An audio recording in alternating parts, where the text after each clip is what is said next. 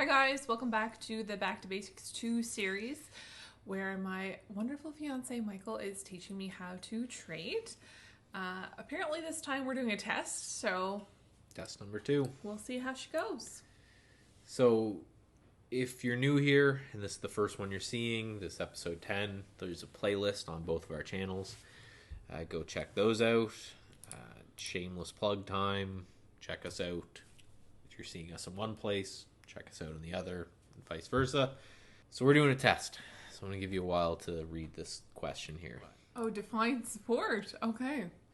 I was going to read it to you. You're jumping ahead of yourself. I didn't know there was a question. I had to delete something there. But that is, you jumped ahead. So that's question 1. So if I say this stock is nearing support, what do I mean? It means where people are going to rally behind it.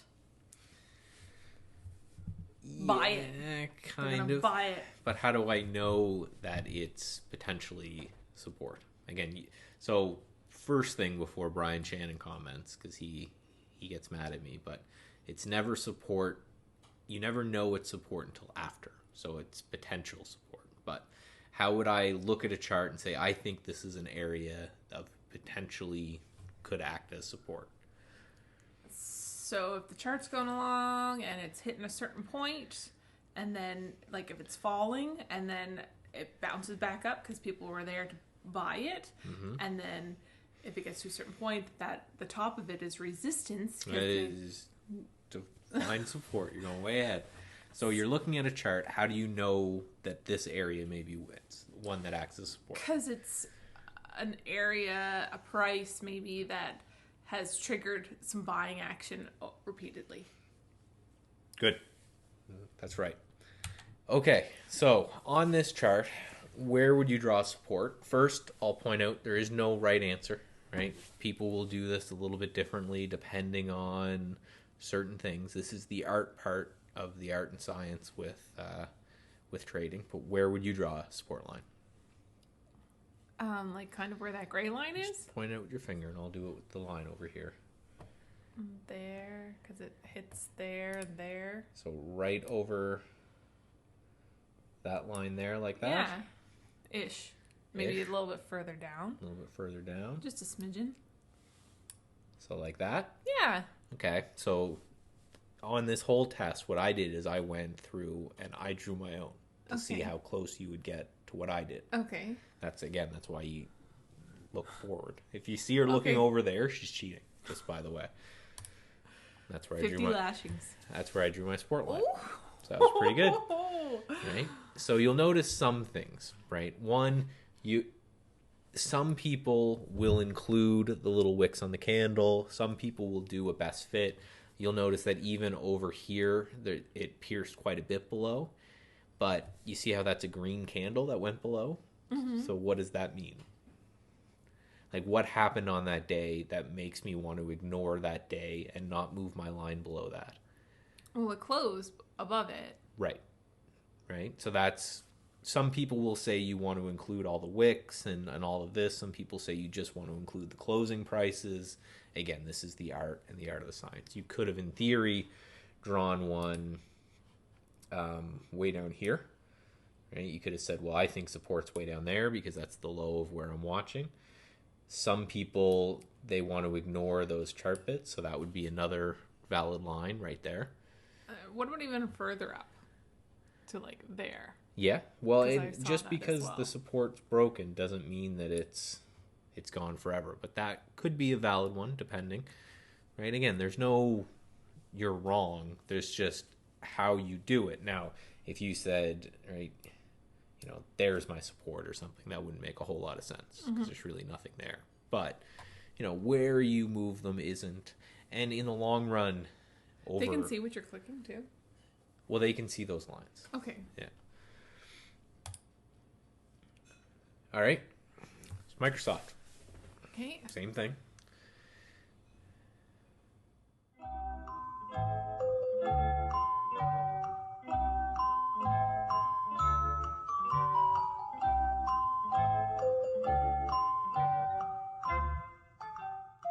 Are you cheating again by giving it to me on that red line? It's not, I'm not doing it on purpose. It's a line that the software automatically draws in for you. Okay. But if you think it's a long it line, automatically draws in the trend line? no, it's Or the sport line? It's a bit of a coincidence, but yeah. But you're saying right there. Ish, yeah. Like that. Okay. Yeah. And then that's what I did. Right? Oh, I'm 2 for 2. It's 2 for 2. Does that mean we're gonna bonus? Oh, okay, here we go. Hold on. Okay. They stopped again. Sorry. You guys at home count every time she's at least attempted to cheat. I put it on my iPad so it would be very small and obscure.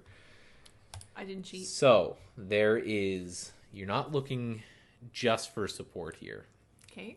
There's a phenomenon that we talked about before about after support is broken, generally something else happens to it. And if you can spot where that is on this chart, I'll be very impressed. But this is a bonus question, so it won't count against your final score.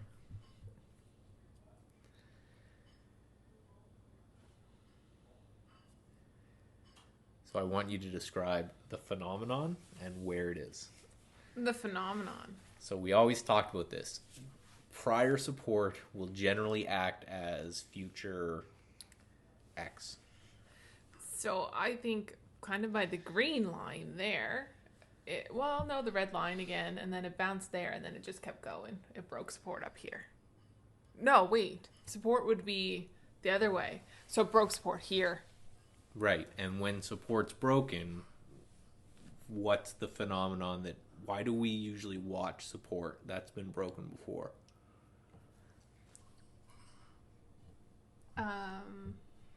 That it's been broken before? What do you mean?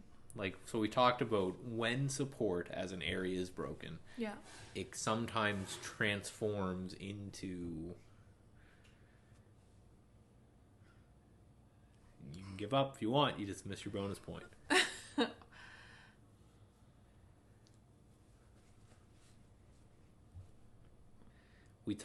It wasn't like a major topic, but we did talk about it.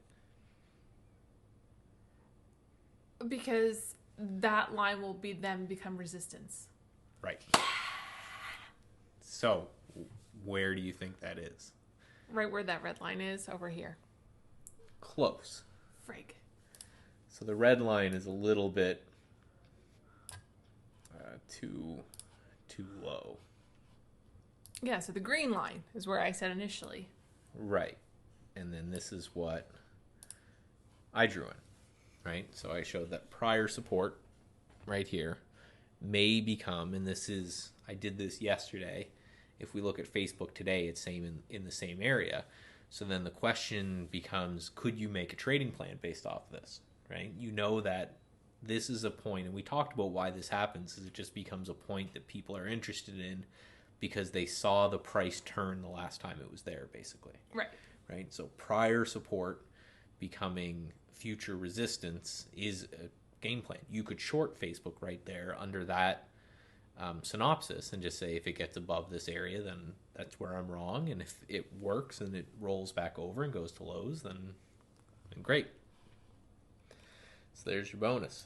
I got it. And then I also pointed out, and I just drew this in, it's kind of what we're seeing on the SPY. So the SPY is the market as a whole. Okay. Right? When everyone says the market is up, the market is down, this is what we use as a proxy. It's basically, it takes 500 of the largest well-known names in there, and it just puts them together. Okay. So it's a kind of a good barometer for what everything is doing, give or take. Is the market random? No. I saw you looking over there. Is there an answer over there? There's not an answer over there. It's come all from out. How do we know? We went over this in the last video. Yeah, but that was the last video. This is your test. We went over all of these in prior videos. No, because we couldn't make a trend out of it. There wouldn't be the fat line curve. No. one more try. Not random, because we can make trends from it. That's what I mean. That's what I said. You said because you can't make a trend from it. No, let's replay that. In editing, Yeah. go back. Right. So it's not normally distributed. It has fat tails. Yeah. Therefore, right? It's not random. It's not random. Define trends. So what is the classical definition of a trend? And we talked about this in the first and the second trends one. The classical definition. Yeah, like what if I said the stock is in an uptrend? What does that mean besides it's going up?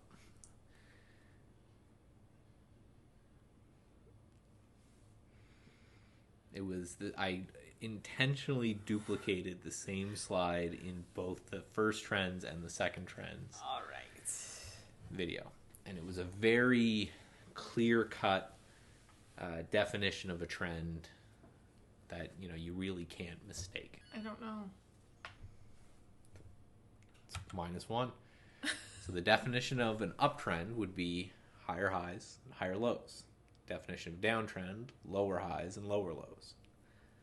Okay. Right? So a trend is when the highs and the lows are moving in the same direction. Because just saying the stock is going up is kind of irrespective of time frame. It's irrespective of, it could have been going down for the last 7 years, and today it's up a bit, and you can't say it's in an uptrend because it's going up, right? You have to say that the peaks are moving higher and the troughs are moving higher. Okay. So what is that 60% now? What? I was. Oh, you get your bonus point too. So yeah, and I only had one. 75. I only had one wrong. There's only 4 questions. That's how math works. Oh, okay. Sorry. So what are the 3 types of trends? Uptrend, downtrend, sideways trend. Right? Down, sideways. Yeah. Draw a trend line, just with your finger. How would you draw a trend line on this chart? What 2 points would you start to connect to draw a trend line out? And again, this is just like the support line. There's a lot of art to it. Maybe these 2. So here and here, like that.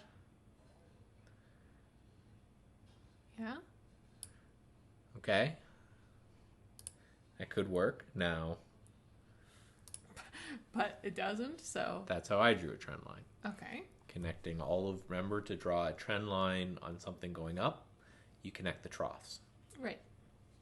Right. Now, you could say, okay, well, for a brief period of time, that other one was the trend. But generally, when you're looking at a chart, you want to just draw out the one that fits the most amount of data, because right, you never know what's going to happen next. But what you could say is, now that I've got 3 points that connect this trend, I'm going to buy the next touch of this line. And then all you do is adjust this order every day to make sure it was in line with this trend line. Now this is moving average crossover, which we had so much fun with last time. So there are 2 trades, possibly 3, on this chart with a moving average crossover on Macy's here. So point out, I'm going to grab an arrow, where you would enter long and where you would enter short. Do it with your finger. I would long there.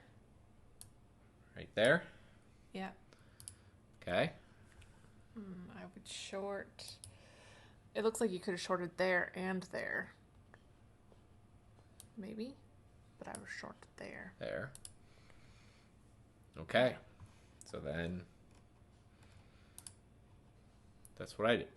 So bought the first green arrow, and then you're right, there was. And this was to talk about how, again, even on this chart where you would have made a bunch of money, you can't really tell, but the differences between these lines are $10, the difference between the horizontal lines there. So you would have bought Macy's at $20, you would have sold it at $30, then that little chop up and down would have chopped you in and out a bit. So you would have sold it, then bought it, and then sold it again. But you can see Macy's is like a $5 stock now. So you would have, even though you're only right 50% of the time, you still made a bunch of money on this. Okay, here's Facebook. So this is the 2 moving average crossover system. Oh, goodness. They are. So you're no, that's when you would get out. well, right. Whether you get out or whether you flip from longer to short is going to be entirely like. There's some people who buy and then sell if they only want to be long, and there's some people who buy and then short and then. And you probably could have done it around here too, maybe. Right in there. Yeah. Okay. And that's what I did. Right. I looked. You have to zoom in very close to see the lines at the beginning, but they didn't quite cross over. So there's only 2 valid entries on this. And again, this is something that will. These type of things that if you're interested in trade ideas, you can scan for, and you can say, I want to find out when these 2 moving averages are really close together, so they're about to cross, and then it will give you a big list, and then you can say, I want to trade this if this crosses, or this if this crosses. That's exciting. I did well. You did well. I did really well. I only got 1 wrong. That was it. There's your test. So. And that was a bizarre question. Define trend line. Define trend. Up is up. Down is down. Sideways, sideways. Not really. Again, my example of the stock's definitely doing this is every bounce an uptrend, right? Mm-hmm. Same with going up. If the stock's going up like this, is every drop a downtrend. Now, you're not wrong in saying it's like relative to your time frame. Yeah. But the overall trend has to have higher highs and higher lows. So if you zoom into that downtrend on a 1-minute basis, if it doesn't have lower highs and lower lows, it's just not a downtrend. So There you go. So you pass to live another day, and next week you're gonna be getting to it. So you ready? I'm so ready. You ready to be an addict, a degenerate gambler, sitting there trading all day? Okay. Bye, guys. We'll see you next week where we'll start trading.